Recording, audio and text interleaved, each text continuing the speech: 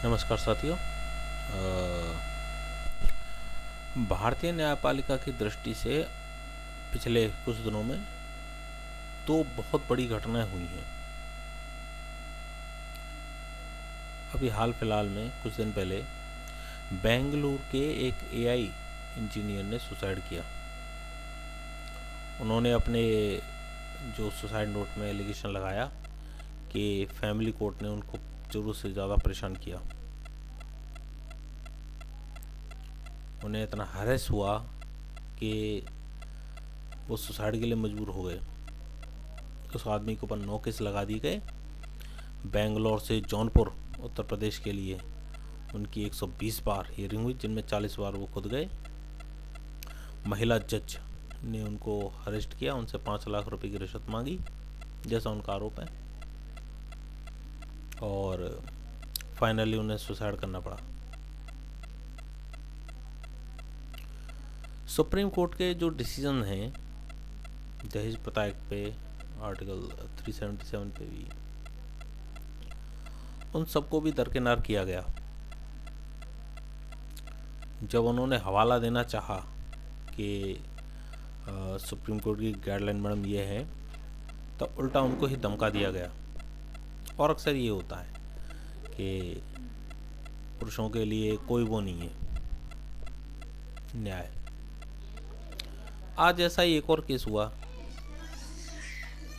दक्षिण के सुपरस्टार अल्लू अर्जुन किसी सिनेमा हॉल में पहुंचे थे बिना सूचना के। वहाँ भगदड़ मच गई और वहाँ एक महिला की मृत्यु हो गई।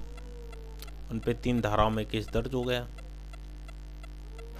अभी कुछ समय पहले ही, कुछ घंटे पहले ही अल्लू अर्जुन की गिरफ्तारी हुई है, और अभी शाम के समय पे, रात के समय पे हाई कोर्ट उनके लिए खुला है और उनको बेल दे दी गई है, जमानत दे दी गई है।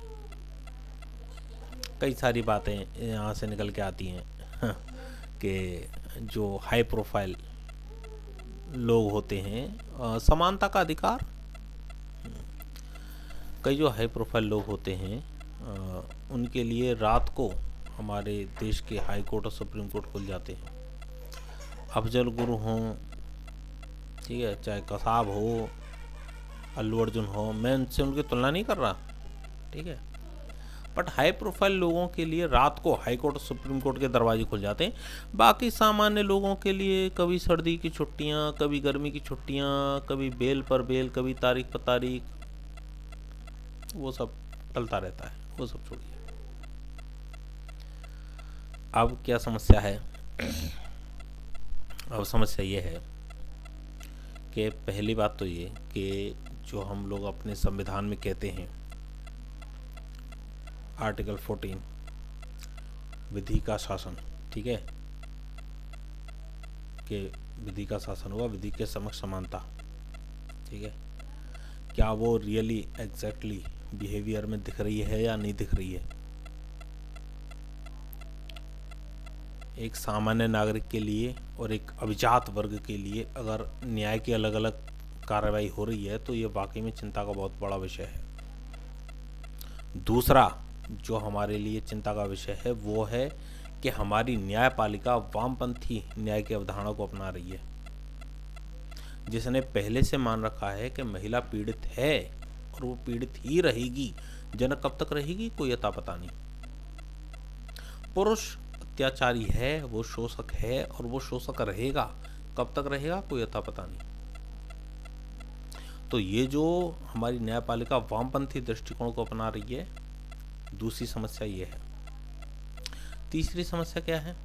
तीसरी समस्या ये है कि जो बेंगलोर के इंजीनियर साहब के केस में हुआ कि मतलब सुप्रीम कोर्ट का डिसीजन आपका लोअर कोर्ट, जौनपुर का लोअर कोर्ट नहीं मान रहा है। तीसरा, ये एक प्रॉब्लम का विषय है, और ये केवल न्यायपालिका की बात नहीं, हमारी एग्जीक्यूटिव में भी होता है। कोई भी बड़े स्तर के मंत्री या अधिकारी आदेश दे देते हैं कि साहब इसको डेपुटेशन पे ना लगाया जाए, इनको ये किया जाए, वो किया जाए, बट लोअर आते आते पता चलता है हकीकत कुछ और ही है। शिक्षा विभाग की बात करें राजस्थान की, डेपुटेशन के लिए बहुत पहले आदेश आ गए बीकानेर आईएएस साहब के कि साहब कोई भी शिक्षक डेपुटेशन पे नहीं लगाया जाएगा, लेकिन अब भी लगाए जा रहे हैं, अखबार में डेली छप रही है, ठीक है ना। तो ये चीज़ जो तीसरी समस्या है वो ये है कि भाई अपर लेवल पर जो भी आदेश दिए जा रहे हैं उनकी पालना एग्जैक्ट स्तर पे, नीचे स्तर पर नहीं हो रही है। अगर आपके आदेश ऊपर से नीचे स्तर तक नहीं आ पा रहे हैं तो ये भी अपने आप में एक बहुत बड़ा चिंता का विषय है, चाहे कहीं भी हो, चाहे जुडिशरी में हो चाहे एग्जीक्यूटिव में हो।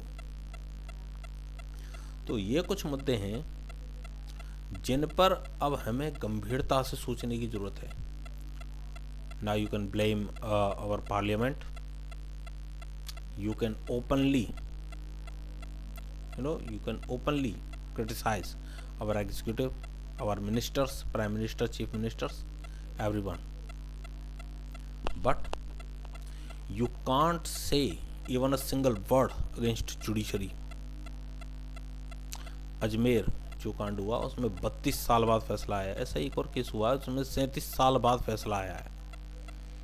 30 साल 32 साल बाद आम लोगों के फैसले सुने जा रहे हैं और एक अभिनेता के लिए रात को हाईकोर्ट खुल रहा है।